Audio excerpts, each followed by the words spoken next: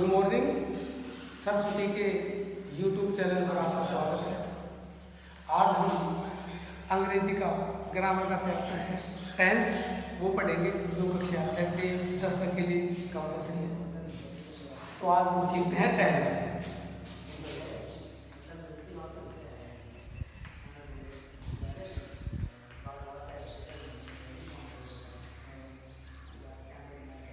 Tense को हिंदी में काल कहते हैं और टेंस 3 प्रकार के होते हैं।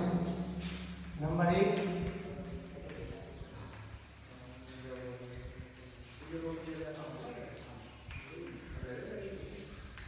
Present tense, number 2 past tense,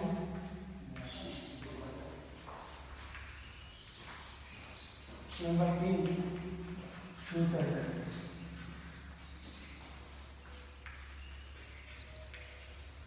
पहला टेंस है प्रेजेंट टेंस, दूसरा है पास्ट टेंस, तीसरा है फ्यूचर टेंस।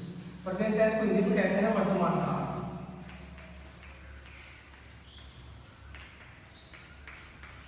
ये टेंस वर्तमान में हो रही गतिविधियों के बारे में बताता है, समय के बारे में बताता है। दूसरा है भूतकाल। पास्ट टेंस को हिंदी में भूतकाल कहते हैं, तो ये बीती हुई बातों के बारे में बताता है, अतीत में क्या हुआ था उसके बारे में बताता है। तीसरा है भविष्य काल, फ्यूचर टेंस, भविष्य काल।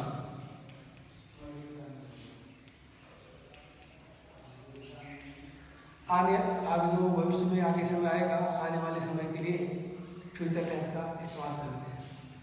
प्रत्येक टेंस की 4 शाखाएं हैं। प्रत्येक टेंस 4 प्रकार का होता है। पहला टेंस जो प्रेजेंट है, इसकी 4 शाखाएं हैं, 4 प्रकार हैं। तो लिख देते हैं।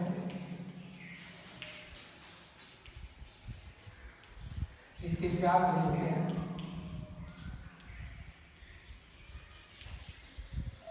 Number 1 present indefinite tense.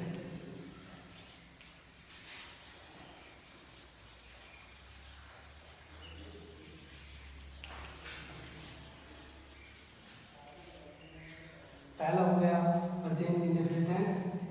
इसी का सेकंड प्रेजेंट कंटीन्यूअस।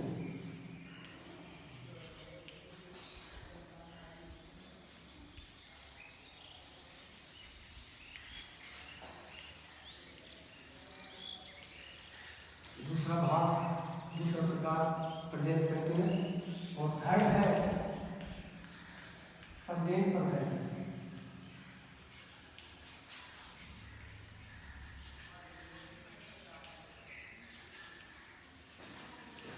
तीसरा है प्रेजेंट परफेक्ट टेंस और चौथा है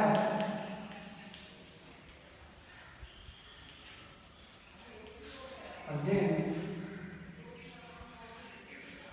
परफेक्ट कंटीन्यूअस।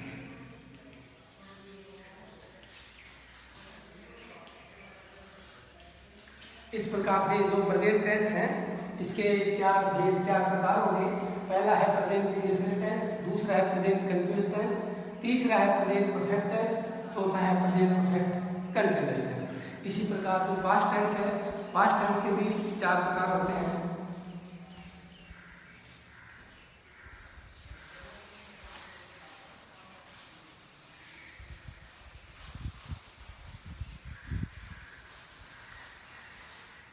जो पास्ट टेंस है उसके भी 4 प्रकार होते हैं।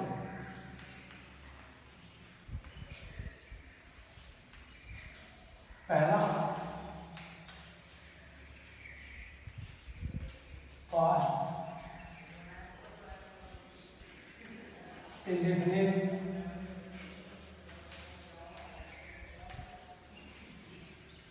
टेंस। पहला है past indefinite tense.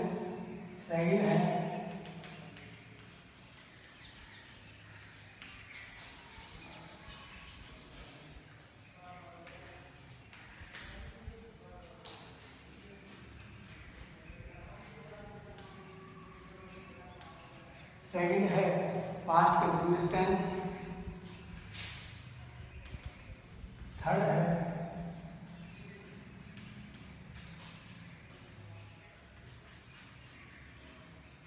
Past perfect tense. और जो अंतिम है इसका जो लास्ट है वो है past perfect continuous tense.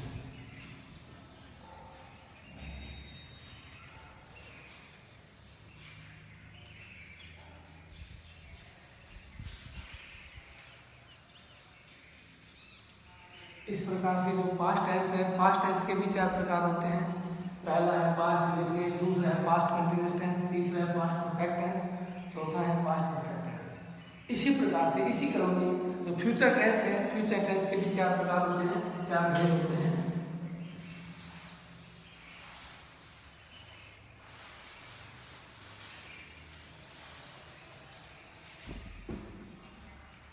Third है फ्यूचर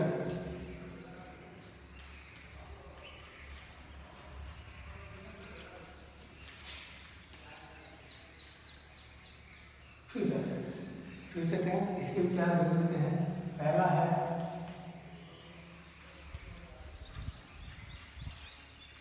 फ्यूचर इंडेफिनिट टेंस,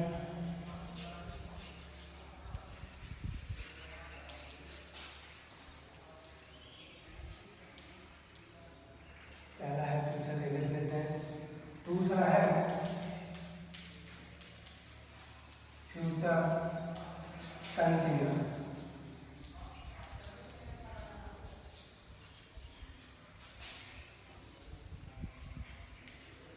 इसके बाद थर्ड नंबर पे आता है future perfect tense.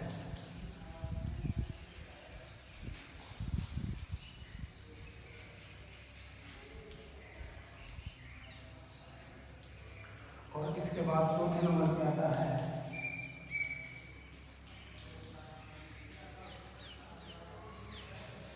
Future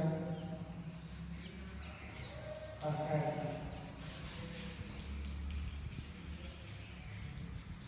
continuous tense. इस प्रकार से फ्यूचर के भी पहला है फ्यूचर इंडेफिनिट टेंस, दूसरा है फ्यूचर कंटिन्यूअस टेंस, तीसरा है फ्यूचर परफेक्ट टेंस और चौथा है फ्यूचर परफेक्ट कंटिन्यूअस। इस प्रकार से ये तो 3 टेंस थे, इन सभी की 4-4 शाखाएं हैं। कुल मिला के इस प्रकार से ये 12 टेंस हो गए। अब क्रम से सीरियल वाइज एक टेंस के बारे में अध्ययन करेंगे। सर्वप्रथम लेते हैं हम प्रेजेंट टेंस का जो पहला टेंस है प्रेजेंट इंडेफिनिट, उसके बारे में अध्ययन करेंगे।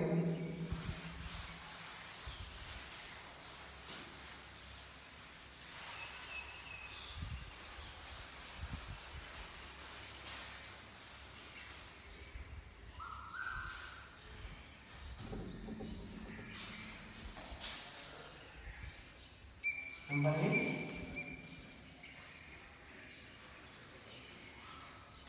प्रेजेंट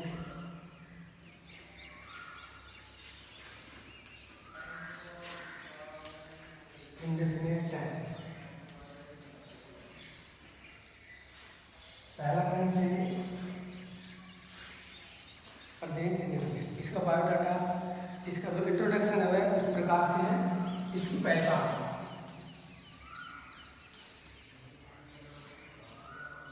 कोई भी हिंदी का वाक्य हो और उस वाक्य के अंदर ता है, ती है, ते है, ता हो, ये शब्द आए तो वो टेंस प्रेजेंट इंडेफिनिट टेंस होता है।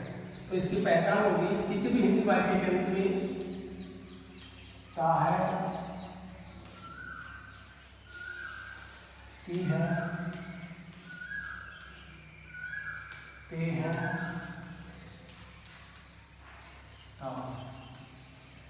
ये पहचान होगी। उसके बाद में आती है एल्क्यूमर। प्रत्येक टेंस के एल्क्यूमर होती हैं और ये ग्रामर की दृष्टि से बहुत इंपॉर्टेंट होती हैं, इसलिए सभी की एल्क्यूमर कंपल्सरी याद होनी चाहिए। प्रेजेंट इंडेफिनिट है, इसके एल्क्यूमर है डू और डज। डू और डज इनका प्रयोग नेगेटिव और इंट्रोगेटिव वाक्य में होता है, ये नोट डाउन कर लेना। इनका प्रयोग जो एल्क्यूमर है अफर्मेटिव सेंटेंस में कभी नहीं होता है, एल्क्यूमर का प्रयोग नेगेटिव और इंट्रोगेटिव होता है।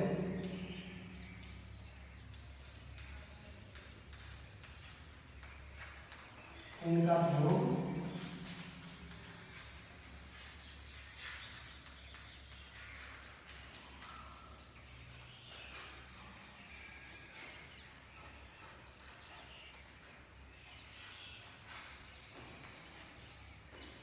नेगेटिव इंट्रोगेटिव सेंटेंस में होता है।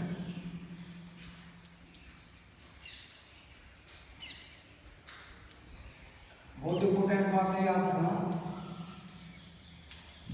कि जो हेल्पिंग वर्ब है, अगर कोई भी अफर्मेटिव सेंटेंस होगा उसमें हम हेल्पिंग वर्ब है उसका अफर्मेटिव में इनका प्रयोग नहीं करेंगे। अगर हेल्पिंग वर्ब आएगी तो वो नेगेटिव या इंट्रोगेटिव सेंटेंस में होगी। अगर बाई चांस वो आती है डू डज तो वो मैन वर्ब भी होगी, हेल्पिंग वर्ब नहीं होगी। इसके बाद आती है मैन वर्ब, जो प्रेजेंट इंडेफिनिट है। इसकी जो मैन वर्ब है इसमें वर्ब की फर्स्ट फॉर्म का उपयोग किया जाता है। हम फर्स्ट फॉर्म है वर्ब की, इसका प्रयोग करेंगे। अगर सब्जेक्ट, अगर हमारा सब्जेक्ट है वो ही हो, सी हो, इट हो, नेम हो, मीन्स ये हुआ कि थर्ड पर्सन हो और सिंगुलर हो, तो ही, सी, इट और नेम इनके साथ में जो वर्ब की फर्स्ट फॉर्म है उसमें एस और ईएस का प्रयोग करें।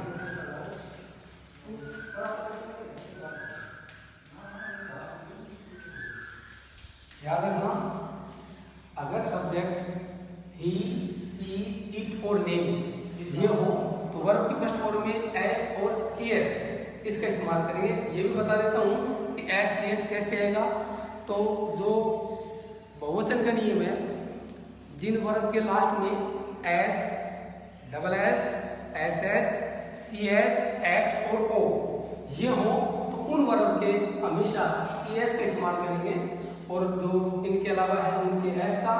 और अगर प्लूरल में हो तो वर्ब की फर्स्ट फॉर्म में आएगी, एस ईएस का प्रयोग नहीं करेंगे। उसके बाद हेल्पिंग वर्ब है ये स्टूडेंट, ये कैसे होगी, ये भी अगर थर्ड पर्सन हो, ही, सी, इट और नेम। अगर सब्जेक्ट के रूप में ही, सी, इट और नेम हो तो हम डज का इस्तेमाल करेंगे। और अगर आई, वी, यू, दे एवं प्लूरल नाउन हो उसके साथ डू का इस्तेमाल करेंगे। याद रख रहे, बहुत छोटी छोटी बातें हैं लेकिन बहुत इंपॉर्टेंट बातें हैं। अगर सब्जेक्ट हो ही, सी, इट और नेम तो डज का इस्तेमाल। अगर इनके अलावा आई, यू, दे या किसी प्रकार का कोई बहुवचन सब्जेक्ट हो, बहुवचन नाउन हो उसके साथ डू का इस्तेमाल करेंगे। तो ये जो प्रेजेंट इंडेफिनिट है इसका बेसिक बायोडाटा हो गया कि ये चीजें तो कंपल्सरी याद रखनी पड़ेगी अगर हमें प्रेजेंट टेंस याद करना है। तो प्रेजेंट इंडेफिनिट की पहचान है, इसको चाहो तो आप बता लेना वीडियो रोक के, बाकी ये इम्पोर्टेंट है। अब प्रत्येक टेंस है उसमें 4 सेंटेंस होते हैं जो प्रेशर दृष्टि से बहुत इंपॉर्टेंट होते हैं, उनका जो फॉर्मूला है वो भी इम्पोर्टेंट होता है।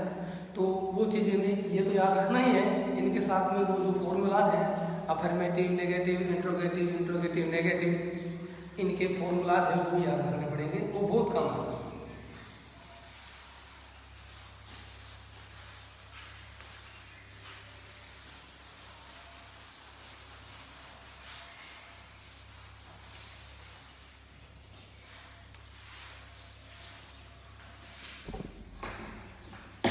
अब आते हैं नंबर 1, पहला अफर्मेटिव सेंटेंस।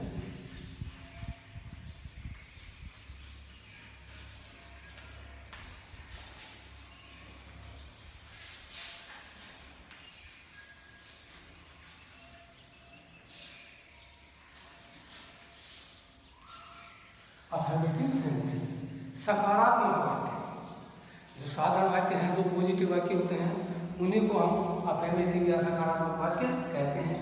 ऐसे वाक्य जिनमें नहीं भी नहीं आए और प्रश्न भी किसी प्रकार का प्रश्न न पूछे वो अफर्मेटिव सेंटेंस होते हैं। इन जो अफर्मेटिव सेंटेंस है ये वाक्य बनाने के लिए जो फॉर्मूला है वो इस प्रकार से है।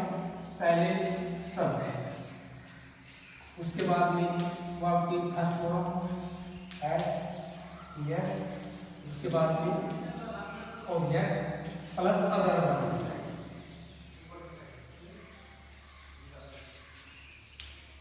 ये फॉर्मूला है, अगर ये फॉर्मूला याद हो जाता है हमारे तो हम प्रेजेंट इंडेफिनिट का कोई भी अफर्मेटिव सेंटेंस हो उसके वाक्य आसानी से बना सकते हैं। पहला जैसे दे देते हैं सीता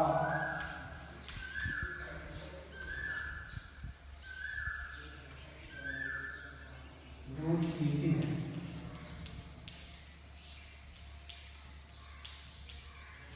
पहले वाक्य सीधा ही नहीं बनाना है, पहले ये देखना है लास्ट में क्या है। इसके लास्ट में टी है, मीन्स प्रेजेंट इंडेफिनिट हुआ। अब ये फॉर्मूला है अफर्मेटिव सेंटेंस का, subject verb first form S object का वर्ब, ये इस्तेमाल करेंगे। तो पहले कह रहा है सब्जेक्ट, सब्जेक्ट कौन है? सीता। सब्जेक्ट हो गया। उसके बाद में कहता है वर्ब की फर्स्ट फॉर्म। वर्ब क्या है? पीना। पीना कहता है ड्रिंक। और हमने भी प्रेजेंट का बायोडाटा पढ़ा था, उसमें ये बात बताई थी कि अगर थर्ड पर्सन हो तो जो वर्ब की फर्स्ट फॉर्म है उसमें एस का इस्तेमाल होगा।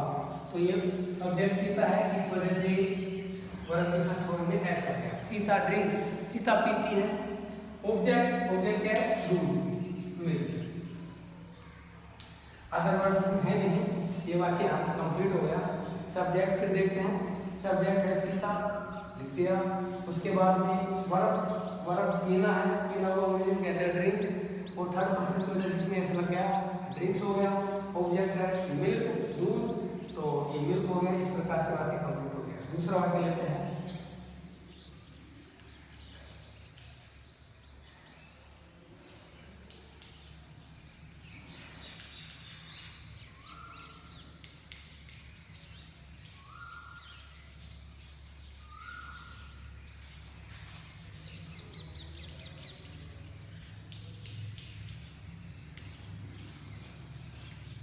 दूसरा वाक्य हम मैदान में क्रिकेट खेलते हैं। अब इसमें देखो सब्जेक्ट हम अंग्रेजी में भी कहते हैं, हो गया। उसके बाद में वर्ब बोल रहा है, वर्ब क्या है? खेलना। खेलना क्या कहते हैं? प्ले। अब देखो सब्जेक्ट है प्लूरल, इसलिए जो मेन वर्ब है उसमें एस नहीं आएगा, तो प्ले रहेगा ऐसे कैसे। उसके बाद में कह रहा है ऑब्जेक्ट क्या है? क्रिकेट।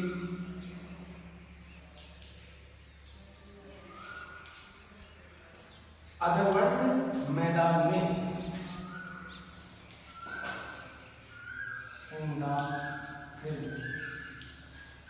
ग्राउंड पे कर सकते हैं। इस प्रकार से हो गया we play cricket in the ground field. हम मैदान में क्रिकेट खेलते हैं। अगला लेते हैं,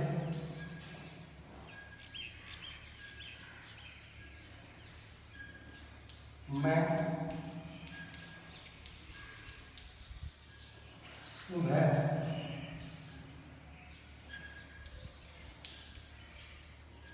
चाय पीता हूँ।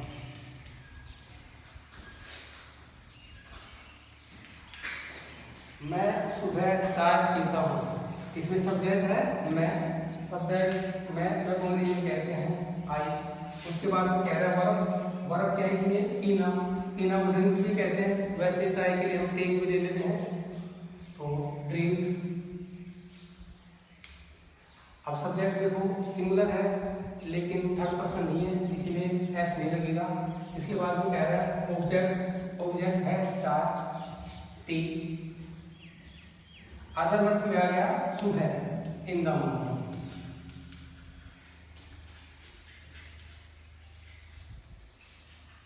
इस प्रकार से वाक्य कंप्लीट हो गया। सब्जेक्ट था आई, मैन वर्ब ड्रिंक, ऑब्जेक्ट है टी, और अदर वर्ड्स में आ गया इन द मॉर्निंग। इस प्रकार से जो अफर्मेटिव सेंटेंस है इनके लिए 3-4 एग्जाम्पल हो गए। अगर आप प्रैक्टिस करना चाहें तो आप घर पे रफ कॉपी लेके आप उनका ऐसे इसी प्रकार के वाक्य बनाओ और प्रैक्टिस करो, ताकि जितने ज़्यादा अभ्यास करेंगे उतने ज़्यादा नॉलेज बढ़ेगा। अब दूसरा नंबर का आता है नेगेटिव सेंटेंस। अभी इसके एग्जाम्पल और देख लेते हैं।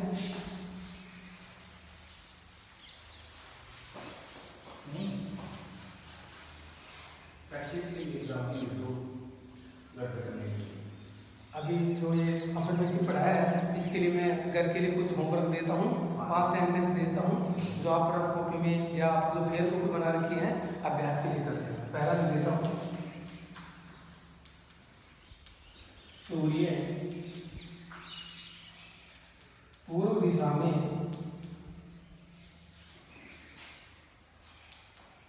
उदय होता है।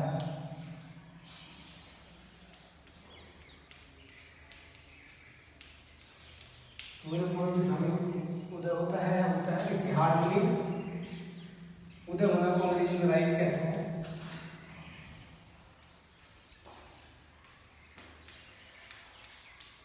और पूर्व दिशा को ईस्ट कहते हैं, ताकि आपको सुविधा रहे वाक्य बनाने में। नंबर 2, पृथ्वी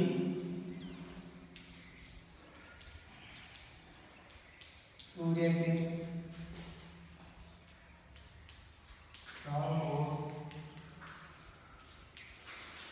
चक्कर लगाती है।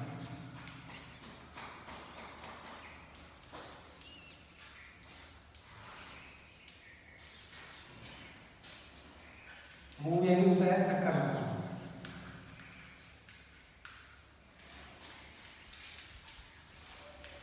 राउंड यानी चारों ओर।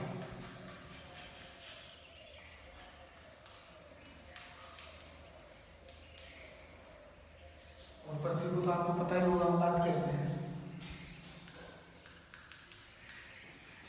राधा टीवी देखती है।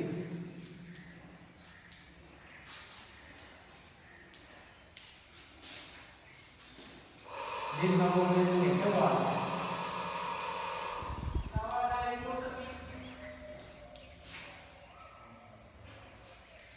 वाच मीन्स होता है देखना। देखना को जैसे लुक यानी देखना होता है, लेकिन अगर हम किसी का ध्यान आकर्षित करते हैं, जैसे मैं किसी बच्चे को कहूँ लुक एट द बोर्ड, तब उसका इस्तेमाल करेंगे। वाच किसी चीज़ को हम ध्यान से देखते हैं, उसके लिए वाच का प्रयोग करते हैं। और सामान्य रूप से किसी भी चीज़ को देखें उसके लिए हम सी का प्रयोग करते हैं। होता है तुम संगीत सुनते हो।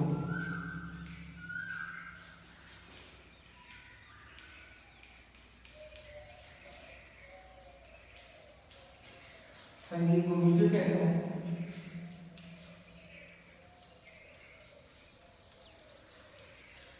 सुनना को लिसन कहते हैं।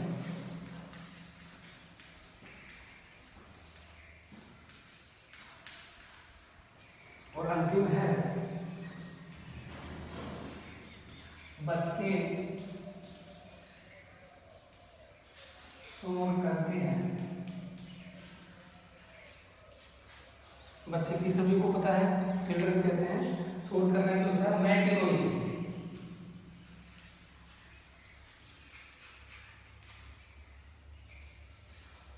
शोर करना। इस प्रकार से 5 वाक्य हो गए जो आपको होमवर्क के रूप में दिया गया है। आप चाहे इसका स्क्रीनशॉट ले लेना, चाहे आप इनको बीच बीच में वीडियो रोक कर राइट कर सकते हैं। डिस्कशन कर लिए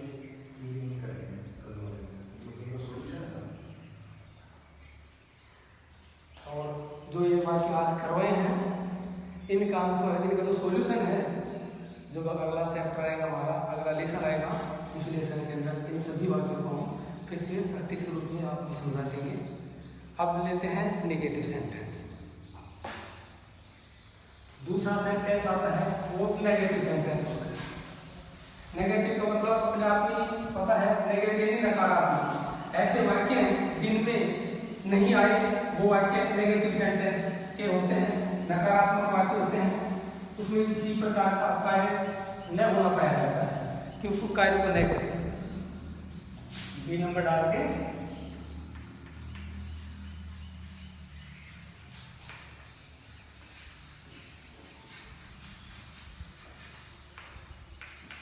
नेगेटिव सेंटेंस।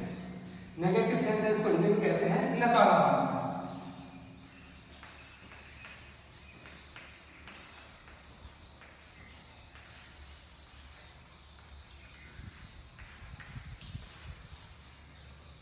ऐसे वाक्य जिनमें नहीं आए, नोट आए, वो नेगेटिव सेंटेंस होते हैं। इसके लिए जो फॉर्मूला है, पहले सब्जेक्ट, उसके बाद में हेल्पिंग वर्ब। मैंने आपको बताया था कि अफर्मेटिव सेंटेंस में हेल्पिंग वर्ब नहीं आती है, लेकिन नेगेटिव इंट्रोगेटिव में आती है। अभी नेगेटिव सेंटेंस है, इसमें हम हेल्पिंग वर्ब का उपयोग करेंगे।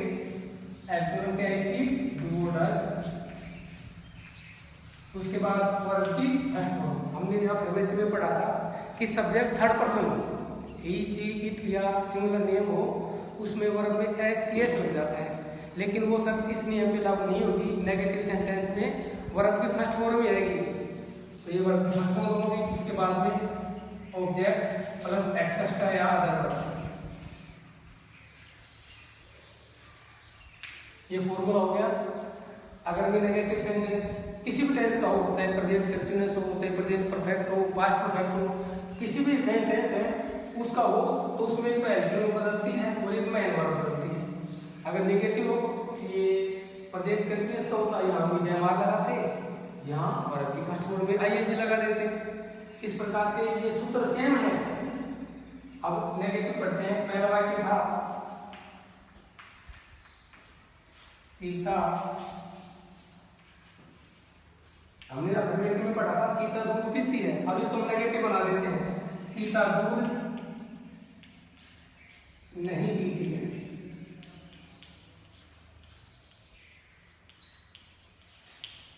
सीता दूध नहीं पीती है। अब देखो इसमें सब्जेक्ट कौन है, पहले वाक्य पहचानो, नेगेटिव हो गया। क्यों हो गया? नहीं आ रहा। सब्जेक्ट कौन है? सीता, तो सीता ने पूरी पहले सब्जेक्ट। उसके बाद में अब ये देखो कोड कैसे आप याद रखना, एक छोटा सा फॉर्मूला है कि थर्ड पर्सन होता है उसमें एस एस आता है वर्ब के साथ, तो जिनके साथ एस एस आता है वो वर्ब आएगी, वर्ब भी उसके साथ वो आएगी जिसमें एस या ई एस है। जैसे इसमें क्या है डज। वैसे मैंने लिखवा दिया था आपको कि अगर सब्जेक्ट ही सी इट और नेम हो तो उसके साथ डज का इस्तेमाल करते हैं, बाकी इनके अलावा जो बच गया उनके साथ डू का करते हैं। तो सीता थर्ड पर्सन है, एक वचन है और एक नेम है, इसलिए डज का इस्तेमाल करेंगे। उसके बाद में वर्ब की, सॉरी ये थोड़ा ये सूत्र थोड़ा मिस्टेक हो गया। उसके बाद में नोट वर्ब की फर्स्ट फॉर्म, फिर ऑब्जेक्ट प्लस अदर वर्ड्स। तो ये है नोट। तीसरे नंबर पे नोट याद रखना, नोट का स्थान हमेशा तीसरे नंबर पे होता है। उसके बाद वर्ब की फर्स्ट फॉर्म, वर्ब है पीना, पीना कहते हैं drink. Sita does not drink. Object, object है दूध, दूध को मिल्क कहते हैं। अदर वर्ड्स, इसमें अदर वर्ड्स कोई है नहीं, ये वाक्य ही कंप्लीट हो गया। दूसरा सेंटेंस लेते हैं इसका, मैं जयपुर नहीं जाता। सब्जेक्ट है मैं को अंग्रेजी में कहते हैं आई। उसके बाद क्या है वर्ब, आई के साथ एडजेक्टिव है यू। उसके बाद तीसरे नंबर पे नोट। उसके बाद वर्ब की फर्स्ट फॉर्म, वर्ब है जाना, जाना कहते हैं गो। उसके बाद में ऑब्जेक्ट इसमें है नहीं, अदर वर्ड्स में है जयपुर। जाने के लिए टू प्रीपोजिशन का इस्तेमाल किया जाता है, टू जयपुर।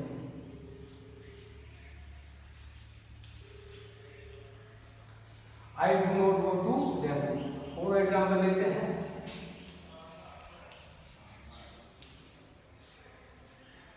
बच्चे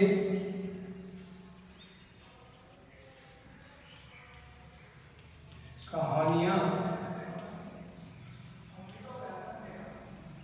नहीं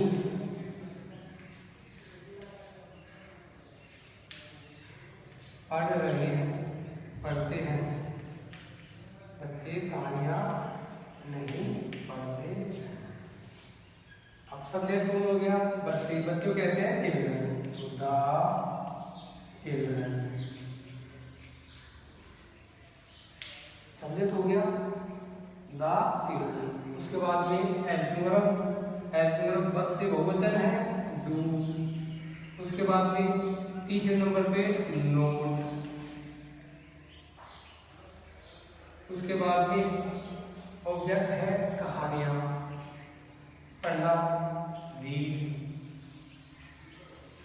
ऑब्जेक्ट है स्टोरीज। इस प्रकार से हो गया the children do not read stories, बच्चे कहानियां नहीं पढ़ते हैं।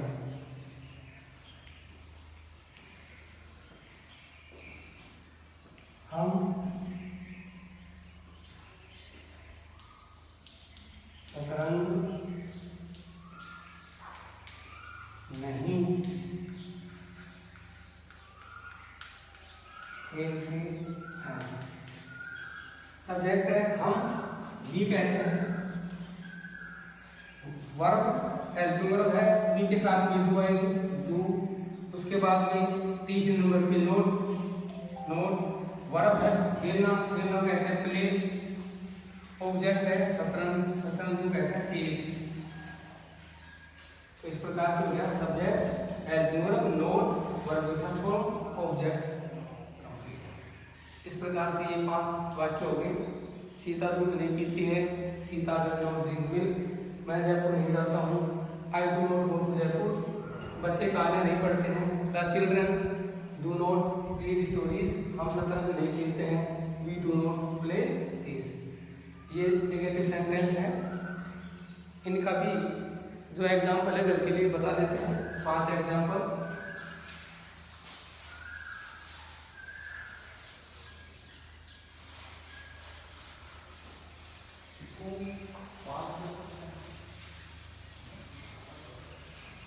देखो घर पे जितना हम पढ़ेंगे, जितना अभ्यास करेंगे, टेंस उतना ही याद होगी। और देखो ये ग्रामर का बेस है वो टेंस ही है।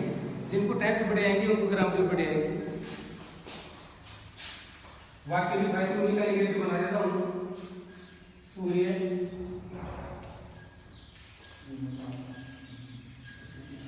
पश्चिम दिशा में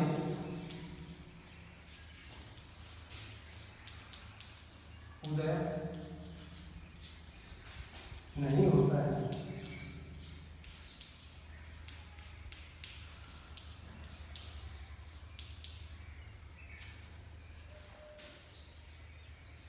सूर्य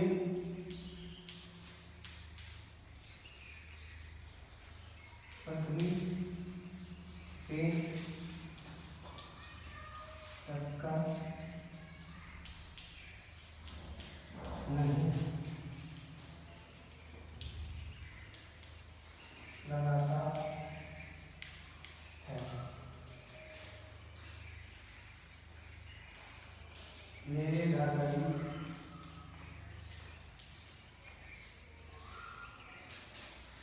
बाजार नहीं जाते हैं।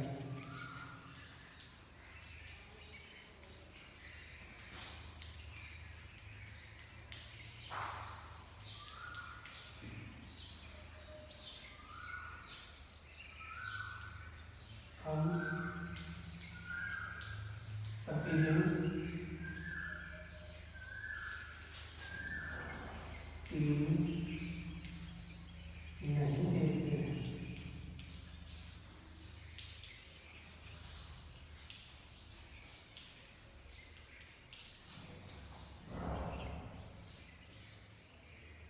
राम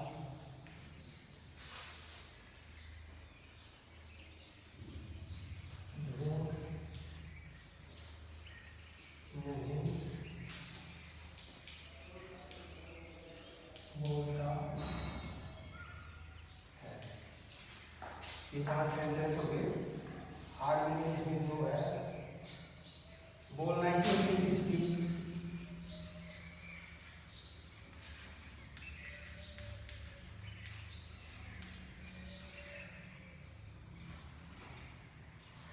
बाजार मार्केट को तो पहले लिखवा दी थी, जो नहीं लिखवाई वो लिखवा देते हैं। मार्केट में बाजार,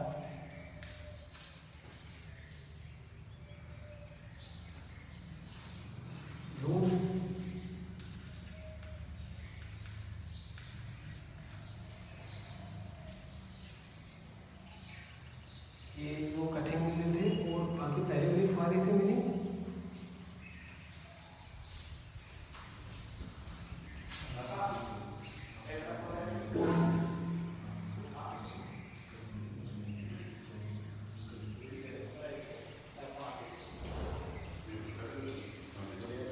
आप जो ये सेंटेंस लिखवाई है इनको उतार लो और आज का वीडियो यही कंप्लीट होता है। कल फिर नई वीडियो के साथ हाजिर होंगे और आगे के जो सेंटेंस हैं